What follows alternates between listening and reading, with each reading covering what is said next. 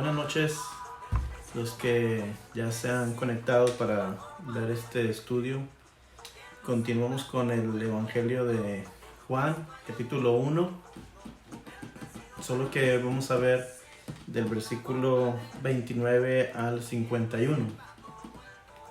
El Evangelio de Juan, capítulo 1, versículo 29 al 51. Quiero decirles que los estudios pasados, del de la Trinidad, de la sangre de Cristo, los otros dos de Juan que ya di la semana pasada, ya están en YouTube por si alguien los quisiera ver nuevamente o compartir. Pueden ver en su YouTube y ahí están ya los estudios del Evangelio de Juan, los de la sangre de Cristo y la Trinidad. También quiero decirles que estamos transmitiendo en vivo en Facebook, ya saben ustedes, los martes y jueves a las 7:30 de la tarde. La idea es que continuemos en la casa creciendo en la fe, porque esto de no congregarnos no significa que dejemos pues de aprender. Podemos seguir aprendiendo, podemos seguir estudiando, podemos seguir conociendo más de la palabra del Señor. Entonces, bueno, he preparado todo el Evangelio de Juan en cápsulas pequeñas de los pasajes. Entonces hoy veremos el tercer estudio, que abarca del versículo 29 al versículo 51 del Evangelio de Juan. Es decir, vamos a leer Juan 1 del 29 al 51. Por favor, si tienen la oportunidad de compartirlo en sus redes sociales, sería muy bueno para nosotros como iglesia compartir este estudio, esta página, y les agradecería mucho si dieran un like a la página también.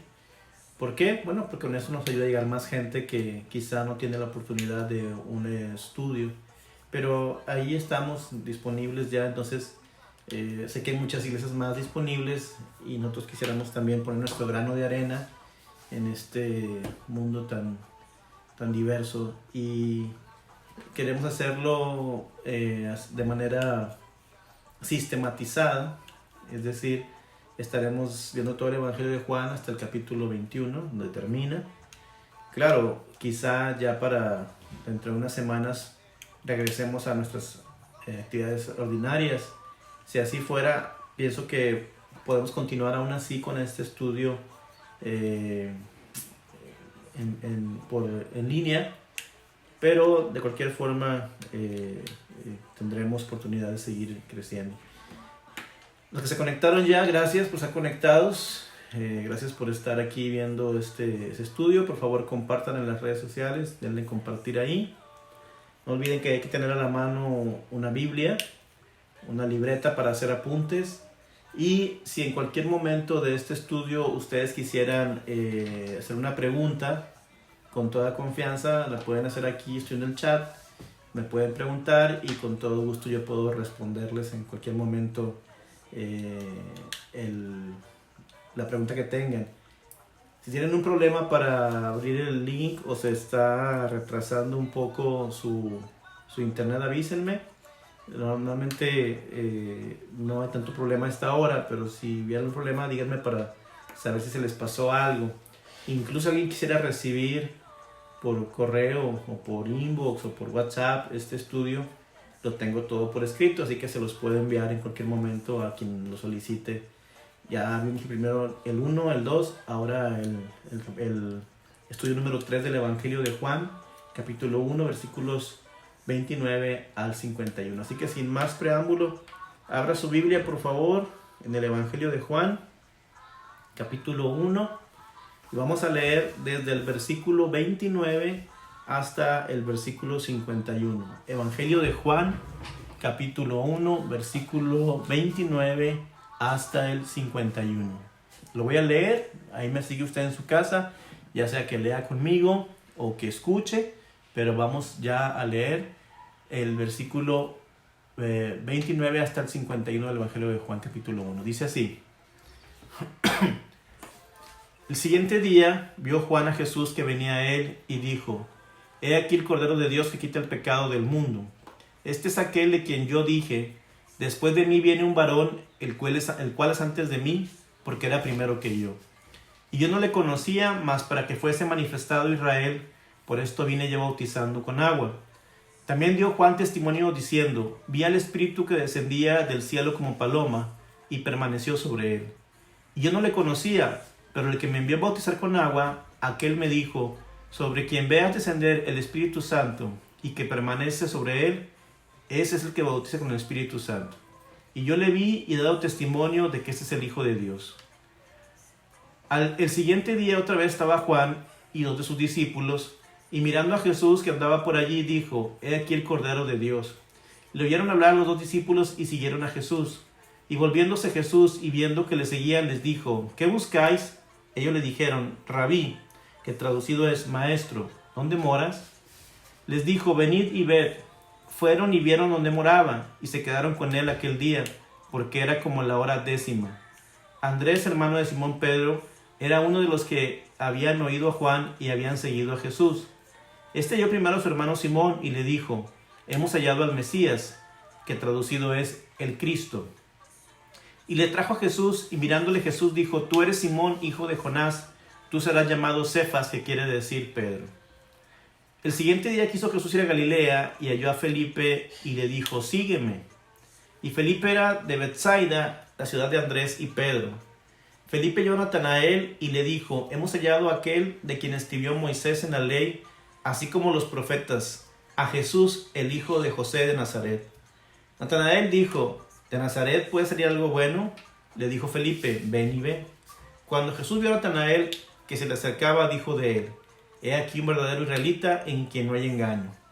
Le dijo Natanael, ¿de dónde me conoces? Respondió Jesús y le dijo, antes que Felipe te llamara, cuando estabas debajo de la higuera te vi. Respondió Natanael y le dijo, Rabí, tú eres el Hijo de Dios, tú eres el Rey de Israel. Respondió Jesús y le dijo, porque te dije, te vi debajo de la higuera, ¿crees? Cosas mayores que estas verás. Y le dijo, de cierto os digo, de aquí en adelante veréis el cielo abierto y a los ángeles de Dios que suben y descienden sobre el Hijo del Hombre. Muy bien, hasta aquí con la lectura bíblica de el Evangelio de Juan, capítulo 1, versículo 29 hasta el versículo 51. Ahora sí, vámonos a desglosar por partes este capítulo. Los primeros versículos 29, 30, 31 y 32 dice, el siguiente día vio Juan a Jesús que venía a él y dijo, he aquí el Cordero de Dios que quita el pecado del mundo. Este es aquel de quien yo dije, después de mí viene un varón, el cual es antes de mí, porque era primero que yo. Surge una pregunta aquí. ¿Por qué a Jesús se le dice el Cordero de Dios que quita el pecado del mundo? No se trata simplemente de un título más, de un calificativo. Tiene un trasfondo histórico y un trasfondo bíblico. Entre todos los sacrificios, Juan alude a los corderos que se ofrecían en el templo con referencia especial a lo que se sacrificaba en la mañana y en la tarde. Es decir, en el templo todos los días, en el templo de Salomón, de Zorobabel, de Herodes, el templo judío, todos los días, tanto en la mañana como en la tarde, se sacrificaba un cordero. Y siempre era una costumbre perpetua, mañana y tarde. Alude también al Cordero Pascual, al Cordero de la Pascua, que por cierto, la Pascua inicia mañana y termina la siguiente semana para los judíos.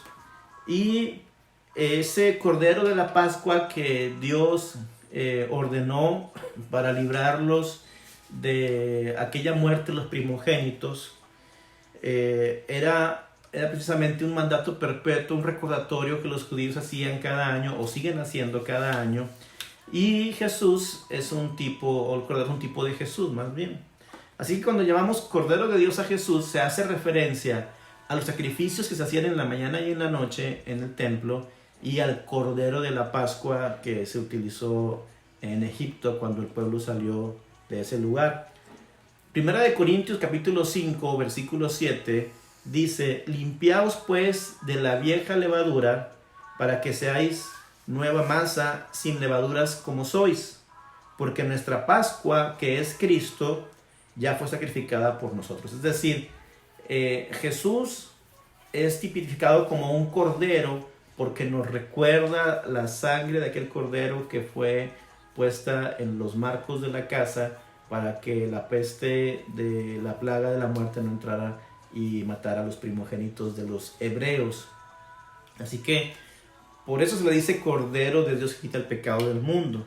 También Juan el Bautista, al decir que Cristo era un cordero, tenía en su mente un sustituto por nuestros pecados, como lo dice Isaías capítulo 53, versículo 7, que dice que angustiado él y afligido no abrió su boca, como cordero fue llevado al matadero, dice, y fue además como oveja delante de sus trasquiladores, enmudeció y no abrió su boca. Es decir, puede ser que también el Bautista esté recordando aquel cordero profetizado por Isaías 53, 750 años antes de Cristo, diciendo que Jesús es ese cordero que quitó nuestros pecados. Así lo vieron también en Mateo 8:17, y también lo vio Felipe en Hechos 8:32, diciendo que Él es el cordero que quita el pecado del mundo. Primera de Pedro 2:22 dice lo mismo, y Hebreos 9:28 dice: así también Cristo fue ofrecido una sola vez para llevar los pecados de muchos, y aparecerá por segunda vez sin relación con el pecado para salvar a los que le esperan. Es decir, estos pasajes que acabo de citar, que me gustaría que apuntaran por ahí, 1 Corintios 5:7, Éxodo 12 del 1 al 3, Isaías 53:7, nos dicen de un cordero, nos hablan de un cordero que es sacrificado por el perdón de nuestros pecados. Y Cristo, ese cordero, dice Hebreos, que una sola vez fue sacrificado para el perdón de muchos. Ahora, ya en el futuro, el apóstol Juan mismo, o Juan el evangelista, en el futuro, cuando ve la visión del Apocalipsis, en Apocalipsis 5:6, él ve un cordero. Dice: y miré y vi en medio del trono y de los 4 seres vivientes, y en medio de los ancianos, que estaba en pie, un cordero como inmolado, que tenía 7 cuernos y 7 ojos, los cuales son los 7 espíritus de Dios enviados por toda la tierra. Cuando dice un cordero como inmolado, definitivamente está hablando de Jesucristo, que es el Cordero de Dios que quita el pecado del mundo. Entonces, cuando Juan dice en el versículo 29 en adelante del capítulo 1 del Evangelio de Juan, el Cordero de Dios que quita el pecado del mundo, se está refiriendo a las profecías bíblicas que se han dado acerca de que Jesús era ese Cordero que será sacrificado por nosotros, por la humanidad, para que fuéramos salvos a través de su sangre. Y hacía referencia a lo que ya dije, a todas las liturgias, los sacrificios que había tanto en la mañana como en la tarde en el templo, y al Cordero de la Pascua, etcétera, etcétera. Versículo 31 y 32 del Evangelio de Juan capítulo 1 dice Juan el Bautista: y yo no le conocía, mas para que fuese manifestado Israel, por esto vine yo bautizando con agua. También dio Juan testimonio diciendo: vi al Espíritu que descendía del cielo como paloma y permaneció sobre él. Cualquier pregunta que tengan, hermanos, la pueden hacer en este momento ahí en el chat. Ahí pueden hacer una pregunta a través de su Facebook. Estaré yo tratando de leerlas y respondiendo las que pueda responder. Bueno, aquí nos habla del Espíritu Santo, el evangelista. Dice que Juan Bautista vio al Espíritu Santo que descendía como una paloma. Ahora, no que el Espíritu Santo sea una paloma, sino que en ese momento le plació manifestarse así. No podemos encajonar al Espíritu Santo como una paloma, porque de pronto sucede que hay quienes lo encajonan como una paloma y se le dibuja siempre así, se le tipifica como una paloma, pero no es así. En ese momento le plació manifestarse como una paloma, pero no es una paloma. No debemos encajonarlo ahí. Su mismo nombre lo dice. Es un espíritu. Claro, el Espíritu Santo. Y los espíritus no tienen forma ni cuerpo. ¿Me explico? La Biblia nos brinda muchas formas de ayudarnos a comprender que el Espíritu Santo realmente es una persona. Y de pronto se habla de él como un ser impersonal, o se le ha restado importancia, o de pronto como que nos referimos solamente a Dios Padre, a Jesucristo. Pero en la Trinidad hay tres personas: el Padre, el Hijo y el Espíritu Santo. Él es una persona. Yo sé que hay religiones que andan de casa por casa diciendo que el Espíritu Santo es la fuerza activa de Jehová, que no tiene voluntad, que no tiene emociones, que no opera, que no tiene una personalidad. Y eso es totalmente falso. El Espíritu Santo es una persona. Entonces, por eso quiero darles un poquito de abundar un poquito en el tema acerca de por qué es una persona. Está preguntando Nelson, ¿por qué hay que separar P-O-R de qué y acento en la E? Si Juan testificó que Jesús era el Cordero, Cordero con mayúscula, después manda a preguntar si es él el enviado. Sí, bueno, esta es una pregunta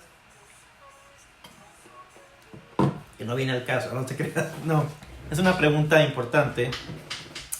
Yo también me pregunté algunas veces por qué después Juan manda a sus discípulos y le dicen, oye, ¿eras tú el que íbamos a esperar o esperamos a otro? Y Jesús le contesta a los discípulos, díganle a Juan que los ciegos ven, los cojos andan, y bueno, ya saben ustedes la respuesta del Evangelio. Sí, Juan el Bautista no era para nada un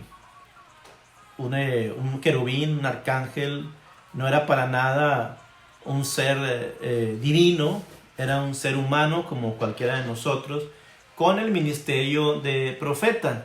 Eso quiere decir que Juan tenía todas las dudas que nosotros pudiéramos tener. Acuérdense de Elías, quien por ahí alguien ha dicho, se le ha considerado como el profeta más grande del Antiguo Testamento. Y sin embargo, Elías, dice Santiago, que era un hombre sujeto a pasiones como las nuestras. Es decir, pues él tenía también sus debilidades. Eso es de Elías. Y de Juan el Bautista, pues aplica lo mismo.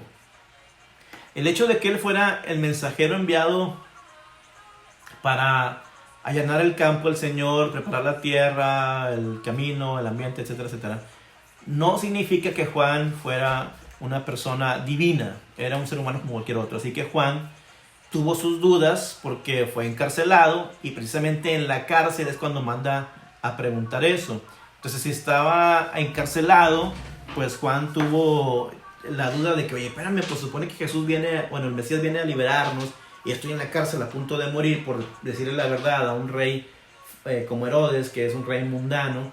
Entonces eso no es el que iba a venir. Y Jesús le contesta, díganle a Juan, dice los discípulos, díganle a Juan que los cojos ven, los ciegos andan, al revés, los ciegos ven, los cojos andan. Entonces, sí, le pregunta porque tenía, como cualquier otro, dudas. Ok. Continúo con el Espíritu Santo. El Espíritu Santo es una persona, aunque haya religiones que traten de decir lo contrario y hayan modificado incluso sus Biblias, las versiones de sus Biblias, para dar un argumento equivocado. La Biblia nos dice que el Espíritu Santo es una persona, es la tercera persona de la Trinidad. Entonces, en primer lugar, cada pronombre que se usa en referencia al Espíritu es él, como cuando alguien habla de una persona, y no eso, como cuando alguien habla de una cosa. ¿Me explico? Es decir, cuando alguien en el griego se refiere a una persona, usa el pronombre él y no eso. Entonces, ese es un argumento que los originales nos dejan por ahí, las copias nos dejan por ahí, las copias bíblicas, acerca de cómo el idioma original griego del Nuevo Testamento es explícito en confirmar la persona del Espíritu Santo cuando le atribuye un pronombre él. La palabra que se utiliza para espíritu, sí es cierto, neuma, es neutra. Y como es una palabra neutra en griego, neuma, se utiliza un pronombre como eso. Pero solamente en el caso de neuma, porque es una palabra neutra.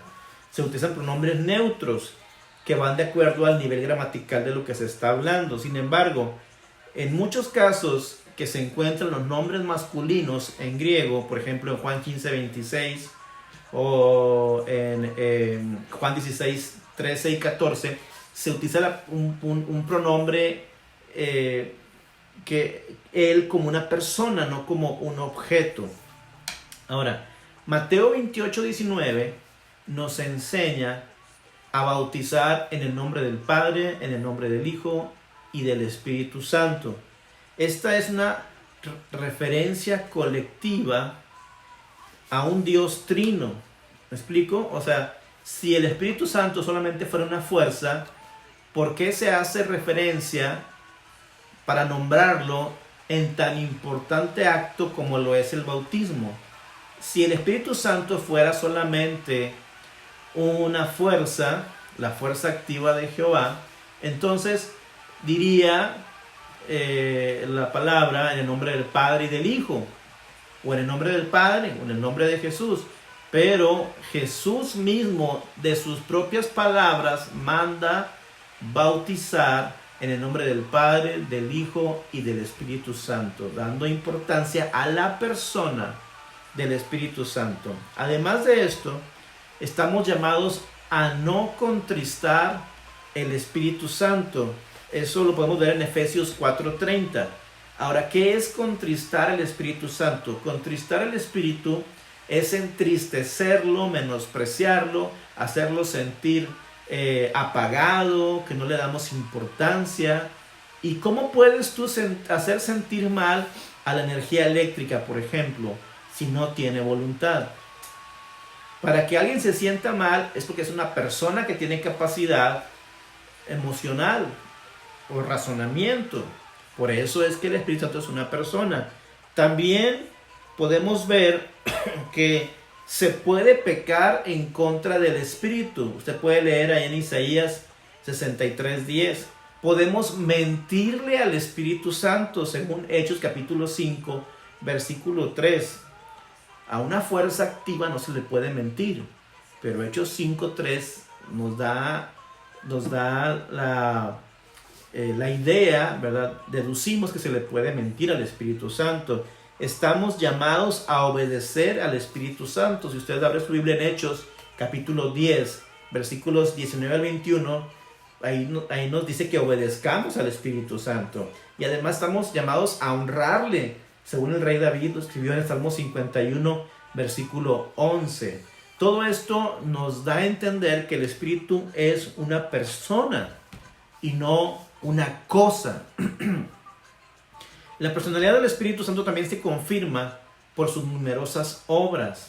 Como persona, el Espíritu Santo hizo cosas, hizo obras, participó personalmente en la creación. Usted lee Génesis 1, versículo 2, y ahí ve al Espíritu Santo participando en la creación.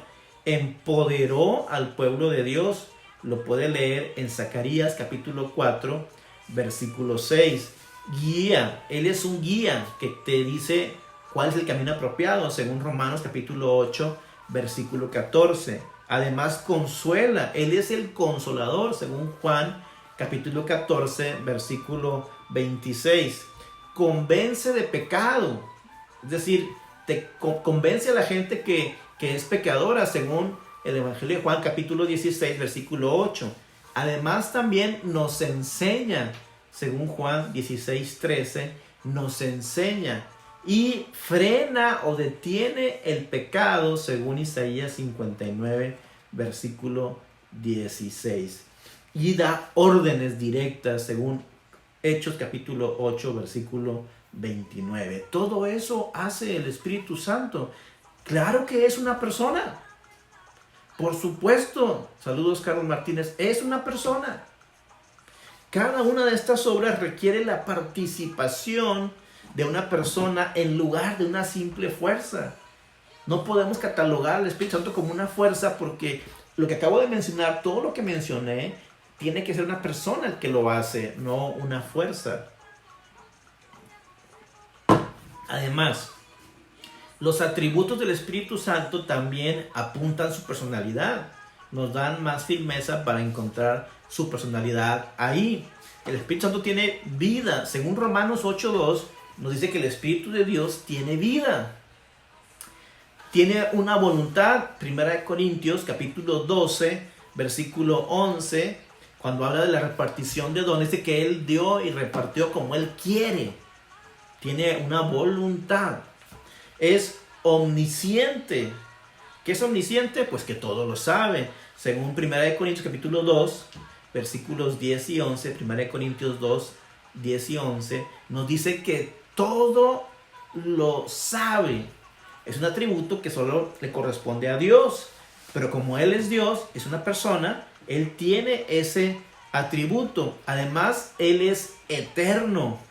El Espíritu Santo es eterno, según Hebreos capítulo 9, versículo 14. Y es omnipresente, quiere decir que está en todo lugar. Salmo 139, versículo 7. Salmo 139, versículo 7 dice que Él está en todo lugar. Nos da a entender que es omnipresente. Si apenas fuera una fuerza o una manifestación, no tuviera todos estos atributos que solo una persona puede tener, pero los tiene por cuanto es una persona y es Dios. Es la tercera persona de la Trinidad. Y la persona del Espíritu Santo es confirmada por su función. Él tiene una función específica. El Padre ama, el Hijo redime y el Espíritu Santo guía, consuela, convence de pecado, justicia, juicio. Todo eso es el Espíritu Santo. Es igual, Él es Dios. Si me acompaña por favor en su Biblia, les pido que abra su Biblia en Hechos capítulo 5. Por favor vaya a Hechos capítulo 5. Vamos a leer el versículo 3 y 4 de Hechos 5 para hablar acerca de la personalidad del Espíritu Santo. Ahí Pedro está hablando y se refirió al Espíritu Santo como Dios. Dice, y dijo Pedro, Ananías, ¿por qué llenó Satanás tu corazón para que mintieses al Espíritu Santo? Fíjese, mentir al Espíritu Santo. Y sustrajeses del precio de la heredad, reteniéndola, no se te quedaba a ti, y vendida, no estaba en tu poder. ¿Por qué pusiste esto en tu corazón? No has mentido a los hombres, sino ¿a quién? Sino a Dios. Al leer este pasaje de Hechos capítulo 5, versículos 3 y 4, Pablo se refiere al Espíritu Santo como a Dios. No has mentido a los hombres, sino a Dios. En 2 Corintios 3, versículos 17 y versículo 18, Pablo dice, porque el Señor es el Espíritu, y donde está el Espíritu del Señor, allá hay libertad. Por tanto, nosotros todos, mirando a cara descubierta, como en un espejo, la gloria del Señor, somos transformados de gloria en gloria en la misma imagen como por el Espíritu del Señor. Entonces, tanto Pablo como Pedro le están dando la personalidad al Espíritu Santo y además le están diciendo que Él es Dios. Así que no le digan, que no le cuenten porque le mienten. El Espíritu Santo es Dios. Aunque vayan y toquen la puerta de su casa y le digan lo contrario, el Espíritu Santo es una persona y es Dios. Ahora, el Espíritu Santo, la Escritura lo identifica como alguien que nos va a bautizar. Ya más adelante estaremos hablando del bautismo del Espíritu Santo.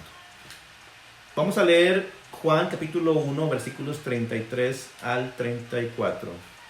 Dice: y yo no le conocía, pero el que me envió a bautizar con agua, aquel me dijo: sobre quien veas descender el Espíritu y que permanece sobre él, ese es el que bautiza con Espíritu Santo. Y yo le vi y he dado testimonio de que este es el Hijo de Dios. Aquí Juan el Bautista deja en claro que él, Juan, no es omnisciente. Él no sabía quién era el Mesías. Él tuvo que recibir revelación de parte de Dios para identificar al Mesías. Él no sabía quién era el Mesías. ¿Por qué? Porque los hombres no lo sabemos todo. Solamente Dios sabe todo. Los hombres no tenemos ¿cómo se dice? Ciencia, es decir, no lo sabemos todo. La omnisciencia le pertenece a Dios. Entonces, algunos piensan que Juan el Bautista u otros personajes de la Biblia que catalogan en un nivel religioso más alto o de comunión más alta, piensan que ellos lo saben todo, pero no es así. No es así. Solo Dios sabe todo.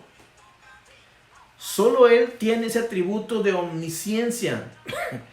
Juan el Bautista reconoció a Jesús porque vio sobre él el Espíritu Santo, tal como Dios se lo había revelado. No lo reconoció porque él fuera omnisciente. Pero por ejemplo, yo veo iglesias hoy en día que incluso se llaman Iglesia San Juan Bautista. Y tienen dentro de sus templos una imagen o una estatua de Juan el Bautista y lo llaman su santo patrono. Incluso le rezan y le dicen a Juan que interceda ante el Padre o ante Jesús por ellos. Pero eso está totalmente fuera de la Biblia. Juan el Bautista no es omnisciente, no es omnipresente. Él no sabía quién era el Mesías. Él tuvo que recibir revelación de parte de Dios para conocer al Mesías, porque Él no es omnisciente, Él no es omnipresente. Por eso preguntaba Nelson hace rato, ¿por qué Juan el Bautista después envió a sus discípulos a preguntarle a Jesús si Él era el Mesías o no? Por favor, Él era un hombre como todos nosotros, Él no era divino. Entonces, no podemos tener un templo, podemos tener un templo con el nombre de Juan Bautista, pero no podemos poner una estatuilla o una imagen y orarle pensando que nos va a escuchar y que va a interceder. Eso no es posible, porque Dios nos dice que solamente Él es omnisciente, omnipresente, omnipotente. Ningún hombre tiene esos atributos. En cambio, si aquí en el mundo existen 100 o 200 o 1000 o más templos con imágenes de Juan el Bautista, la gente piensa que orándole a Juan el Bautista los va a escuchar y les va a ayudar en su problema o situación, y eso es una mentira. Quien lo cree así, cree en una mentira, y quien permite que la gente crea en eso es un mentiroso. Porque si en mi congregación alguien tiene una imagen de Juan el Bautista y yo como pastor permito que la tengan y que le oren y que crean que les va a responder y no digo nada, pues yo soy igual de mentiroso. ¿Me explico? Por eso el Salmo 115, o el Salmo que escribió, que está en la Biblia, dice: tienen ojos mas no ven, tienen manos mas no palpan, tienen pies mas no andan, tienen gargantas pero no hablan con ellas, están muertos, y así son todos los que los hacen y los que confían en ellos. Es decir, no podemos. Entonces, Juan el Bautista era simple y sencillamente un hombre como todos nosotros, y así lo revela el Evangelio de Juan, como un hombre como cualquier otro. No podemos orarle, no podemos hablarle, porque no nos escucha. ¿Me explico? Creo que quedó bien claro. Versículos 35 y 36 del Evangelio de Juan. Dice: el siguiente día, otra vez, estaba Juan y 2 de sus discípulos, y mirando a Jesús, que andaba por allí, dijo: he aquí el Cordero de Dios. Bueno, nuevamente Juan el Bautista aclara, reconoce a Jesús y declara públicamente, con voz fuerte, que Jesús es el Cordero de Dios que quita el pecado del mundo. Ya comenté sobre eso un poquito atrás del estudio, lo puede ver al final. Versículo 37 dice: le oyeron hablar los 2 discípulos y siguieron a Jesús. Esta es la primera vez, al menos, en este evangelio, al menos, porque que se menciona que Jesús comenzó a tener discípulos. Aquí, la primera vez se menciona que tiene discípulos. No dice sus nombres, pero más adelante nos podremos dar cuenta de quiénes son. Pero aquí la primera vez se menciona que tiene discípulos. Perdón. Versículos 38 y 39 del capítulo 1. Juan 1, 38 y 39 dice: y volviéndose Jesús y viendo que le seguían, les dijo: ¿qué buscáis? Y ellos le dijeron: Rabí, que traducido es maestro, ¿dónde moras? Les dijo: venid y ved. Fueron y vieron dónde moraba, y se quedaron con él aquel día, porque era como la hora 10.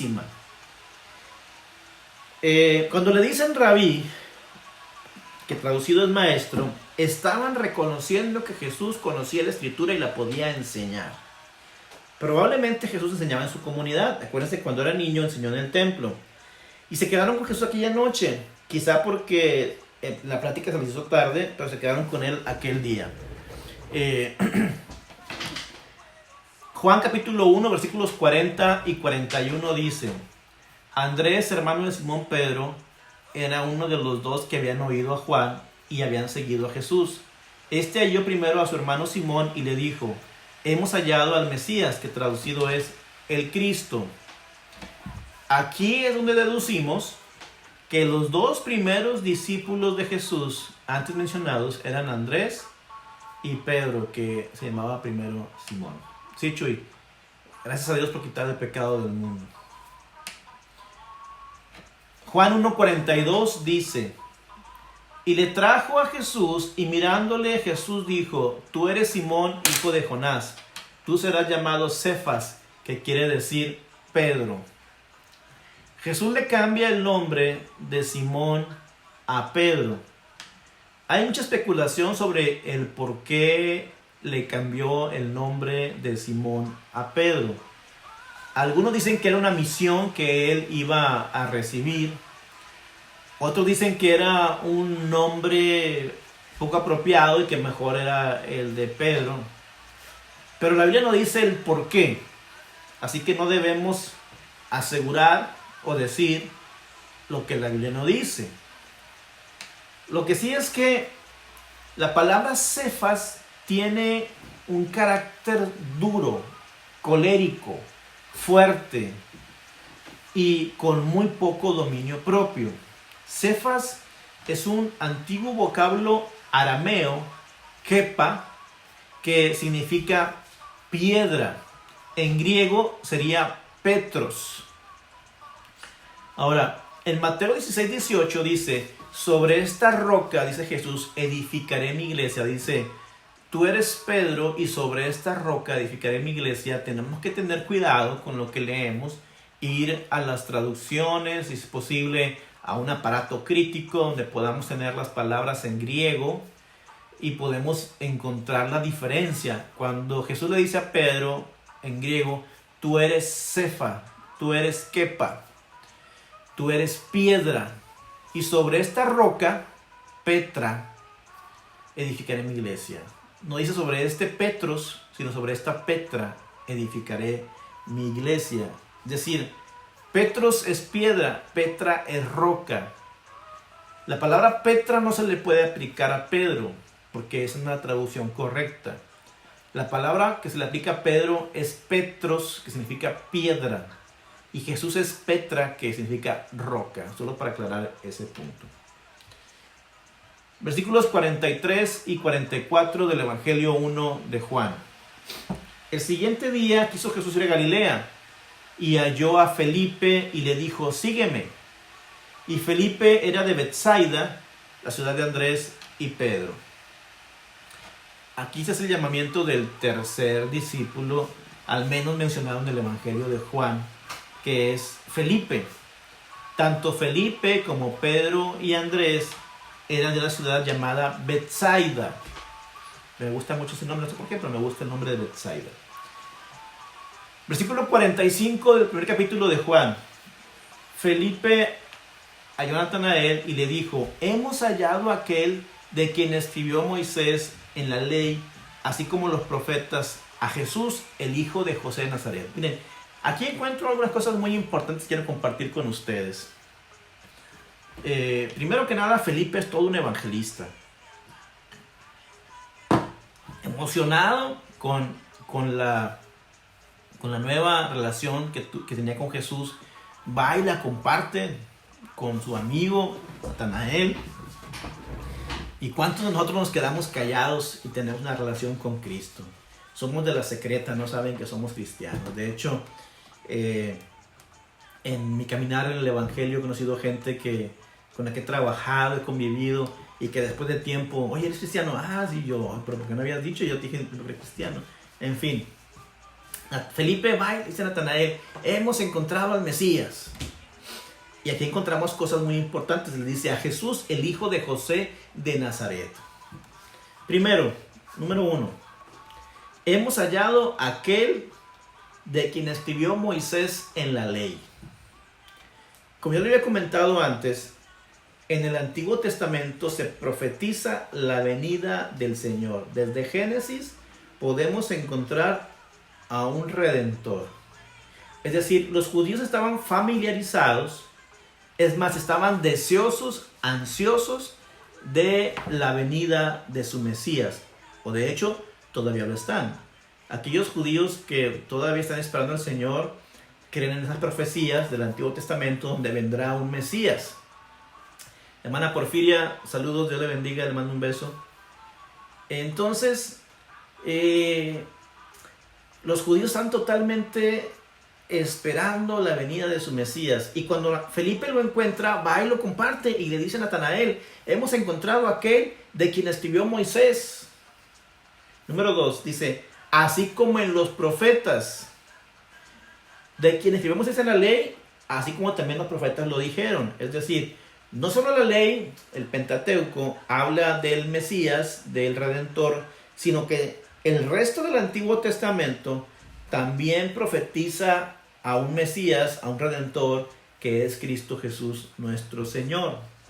Y número 3, dice, a Jesús, el hijo de José de Nazaret. Sabemos por la misma Biblia que José no es el padre de Jesús.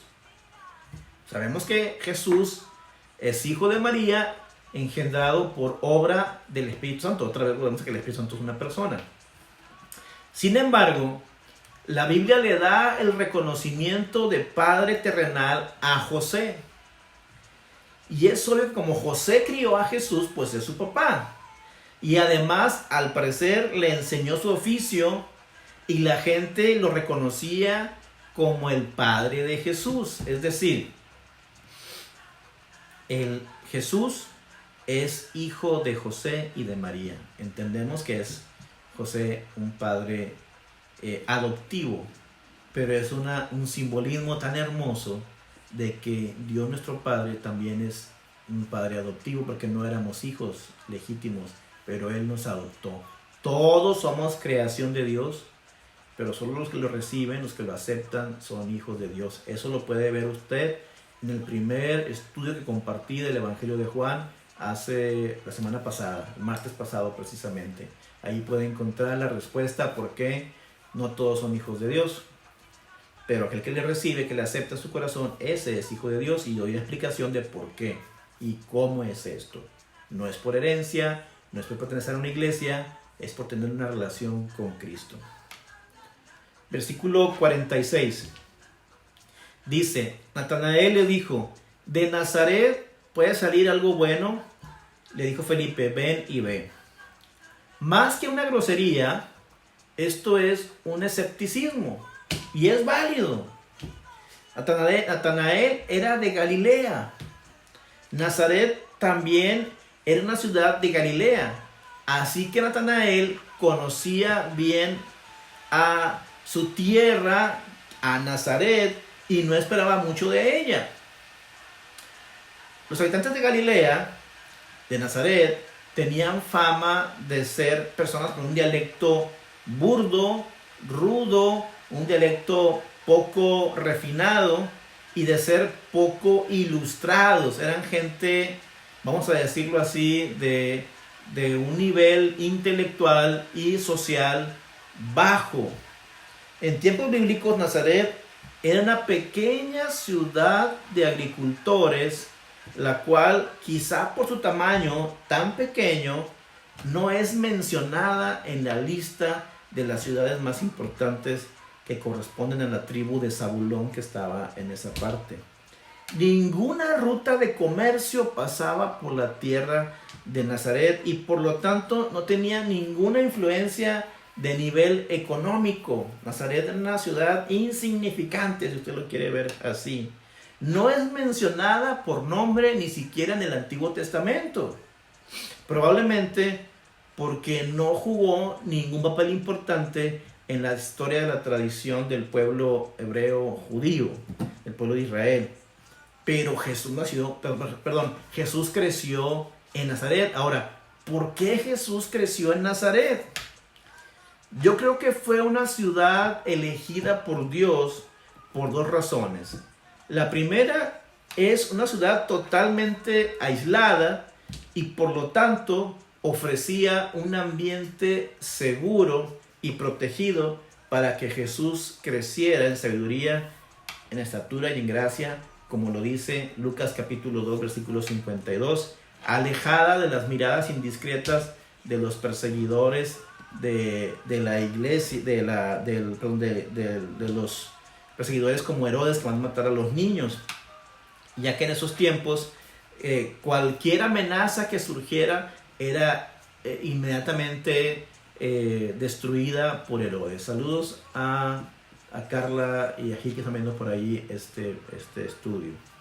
Así que Nazaret era aislado y era remoto, perfecto para que Jesús creciera oculto hasta que fuera el tiempo de Dios de que el Mesías fuera revelado y comenzara su ministerio público. Eso quiere decir que era una tierra especial para eso. Número 2, también para que se cumpliese la profecía a la que se hace referencia en Mateo 2:23 de que el Mesías habría de ser llamado Nazareno. No Nazareo, que es cosa diferente, sino Nazareno. Esta profecía está en Isaías 11:1 que dice: del tronco de Isaí brotará un retoño, un vástago nacerá de sus raíces. La palabra Nazaret viene de la palabra hebrea netzer, que significa retoño o rama. Entonces dice: del tronco de Isaí brotará un retoño. Esa es la palabra Nazaret. Así que esta es la palabra que tanto el profeta Isaías como Jeremías y Zacarías utilizaron cuando se refieren al Mesías, ese retoño que brotará. Aparte, Natanael conocía bien la geografía y lo aislada de esa ciudad, de este pequeño pueblo. Él también conocía la escritura acerca del Mesías, que tenía que nacer en Belén y ser revelado en Jerusalén. Así que este conocimiento le sumaba a la actitud incrédula de Natanael de pensar que el Mesías venía de Nazaret. No podía ser posible, pero él no conocía la otra parte de la historia de cómo José quiso ocultar a su hijo Jesús ahí en Nazaret. Pero bueno, ahí estaba Felipe, quien retó a Natanael y le retó sus prejuicios y le dice: ven y ve. Si tú no crees, bueno, pues ven y ve, porque Dios se complace en usar lo insignificante de este mundo para desplegar su maravilloso plan y sus grandes propósitos en los hombres, no importa que sea lo más pequeño de este mundo. 1.47 dice, Juan 1.47 dice, cuando Jesús vio a Natanael que se le acercaba, dijo de él, he aquí un verdadero israelita en quien no hay engaño. Jesús expresó así de Natanael porque conocía todo el amor, todo lo anterior que acabo de decir acerca de Jesús. Natanael, él lo conocía como Dios. Le dice sin engaño porque pone de manifiesto que él era un judío piadoso, aunque un poco escéptico, pero piadoso. Juan 1.49 dice, respondió Natanael y le dijo, Rabí, tú eres el Hijo de Dios, tú eres el Rey de Israel. Natanael, al oír la respuesta de Jesús, se da cuenta de que está hablando con alguien que tiene los atributos de Dios, que todo lo sabe y lo declara Hijo de Dios, lo cual es un título en su costumbre hebrea muy alto. Nadie le llamaba así a una persona Hijo de Dios porque era atribuirle deidad. Y además lo declara Rey de Israel, pero no el rey carnal que estaba en Jerusalén en el castillo, sino Rey espiritual de Israel. Juan 1.50 dice, respondió Jesús y le dijo, porque te dije, te vi debajo de la higuera, ¿crees? Cosas mayores que estas verás. Me encanta Jesús, que siempre va más allá de nuestras mentes. Jesús le dice en otras palabras, verte debajo de una higuera no tiene nada de grandioso.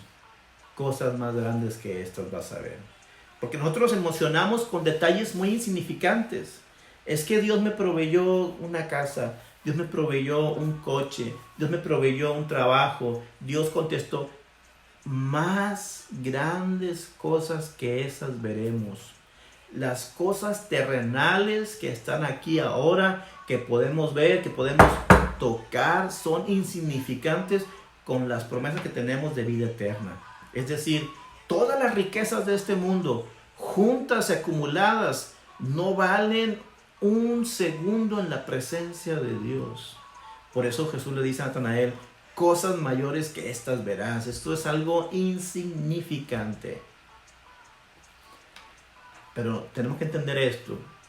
Precisamente en tiempos ahora de esta pandemia, en que hay mucha gente preocupada por las finanzas. Yo estoy preocupado por mis finanzas, por las finanzas de la iglesia, por las finanzas de las familias de la iglesia, por las finanzas de mis familiares y amigos cercanos y lejanos. Estoy preocupado por el país. ¿Qué va a pasar con el país cuando vemos que no hay un plan para las finanzas? Sin embargo, todas las finanzas no valen la vida de las personas. El dinero se puede recuperar, pero las vidas no. Y el domingo voy a hablar un poco de esto. El domingo estaré predicando acerca de esto, así que los espero el domingo a las 11 de la mañana conectados. Es el culto de resurrección, pero estaremos hablando un poquito acerca de esto. Así que Jesús le dice a Natanael, cosas mayores que estas verás. ¿Y qué está hablando? De la vida eterna. Lo terrenal aquí se va a quedar. Insisto en lo que dice Pablo en 1 Corintios 4:18. No mirando nosotros las cosas que se ven, sino las que no se ven, porque las que se ven son temporales, pero las que no se ven son eternas. Último versículo, Juan 1:51 dice, y le dijo, de cierto os digo, de aquí en adelante veréis el cielo abierto y a los ángeles de Dios que suben y descienden sobre el Hijo del Hombre. El cielo abierto y los ángeles de Dios que suben y descienden sobre el Hijo del Hombre es una figura retórica que nos habla del acercamiento del reino de Dios a la tierra y de Jesús siendo servido por los ángeles. Desde que Jesús vino, Él está acercando su reino a la tierra. Y yo creo que es tiempo de que el reino se levante y gane almas para Cristo. Es tiempo de que dejemos nuestra comodidad, de que dejemos nuestra indiferencia, de que dejemos nuestras agendas tan ocupadas y busquemos ganar almas para Jesucristo. Ese es nuestro propósito, ese es nuestro plan de vida. Es decir, el Señor quiere que nosotros vengamos a la luz, a su luz admirable. ¿Para qué? Para que rescatemos a más personas que están en tinieblas. Si usted le han dicho que el propósito de ser cristiano es tener una vida en riqueza, una vida sin dolor, una vida de éxito y prosperidad, le han mentido. El propósito de conocer a Dios es traer más almas para Cristo, compartir el Evangelio, tener una relación personal con Él, lo cual nos dará satisfacción, gozo y vida eterna. Ese es el propósito de conocer a Jesucristo. Bueno, hermanos, hemos acabado el capítulo 1 del Evangelio de Juan. En 3 estudios vimos el capítulo 1. El primer estudio fue del versículo 1 al 13. El segundo estudio fue del versículo 14 al 28. Y el tercer estudio que acabamos de terminar es del versículo 29 al 51. El jueves próximo a las 7:30 estaré compartiendo acerca de la Santa Cena. ¿Por qué? Bueno, pues por ser Semana Santa. El próximo martes continuamos con el capítulo 2 de Juan y está muy bueno. Vamos a ver Juan capítulo 2 del versículo 1 al 12. Así que no se pierdan el próximo martes el siguiente estudio del Evangelio de Juan. Pero el martes estaré compartiendo acerca de la Santa Cena, Comunión o la Última Cena. Y el próximo viernes a las 3 de la tarde estaré compartiendo un estudio sobre las 7 frases que Jesús dijo en la cruz. Que le decimos las 7 palabras, pero en realidad fueron 7 frases en la crucifixión, cuando Jesús estaba en la cruz. Así que, por favor, no se pierdan el jueves 7:30 y viernes 3 de la tarde estas 2 transmisiones. Y el domingo, en horario normal, a las 11 de la mañana, estará nuestro servicio ordinario, donde estaremos hablando acerca de la resurrección de Cristo y algunas otras cosas más también. Hermanos, los espero el jueves 7:30, viernes 3 de la tarde y domingo 11 de la mañana. Todos los videos están aquí en Facebook, ahí los puede ver, los puede compartir. Ayúdenme a darle like a la página de Facebook y si es posible, ayúdenme a suscribirse al canal de YouTube El Reino, Iglesia El Reino de Monterrey. Búsquenlo en YouTube también y también ahí están todos los estudios, los puede ver, incluso los puede descargar. Los estudios que hemos dado hasta el día de hoy, que son la Trinidad, la sangre de Cristo y 3 estudios del Evangelio de Juan. Creo que me falta uno, pero ahí están. Usted los puede descargar, los puede ver y los puede compartir. Háganme el favor de darle like a la página, suscribirse al canal de YouTube y compartir cada estudio. Nos vemos el jueves a las 7:30, el viernes a las 3 de la tarde y el domingo a las 11 de la mañana. Dios los bendiga, hermanos. El Señor sea con ustedes y les guarde de todo mal en esta época de crisis. Dios los bendiga.